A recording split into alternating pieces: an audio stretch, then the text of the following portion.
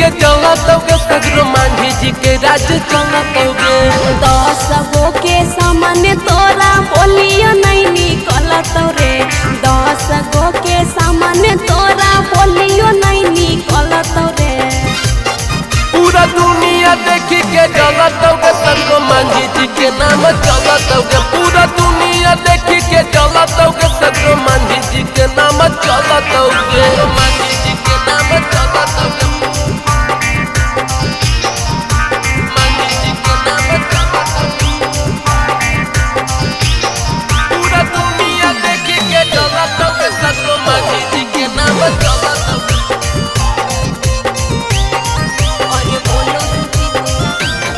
अरे बोलो ही कि तोरा हवा ना दाज रे। मांझी की बेटा हो रंगा बाज गे। अच्छा दौके अरे बोलो ही कि तोरा हवा ना दाज रे। मांझी के बेटा हो रंगा बाज गे।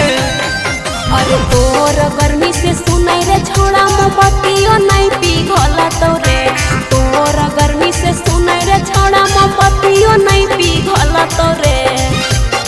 पूरा दुनिया देखी के चलतोगे सगरो मांझी जी के नाम चलतोगे। पूरा दुनिया देखी के चलतोगे सगरो मांझी जी के राज चलतोगे।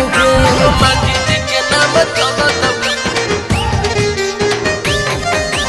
मांझी जी के नाम चलतोगे। पूरा दुनिया देखी के चलतोगे सगरो मांझी जी के नाम चलतोगे।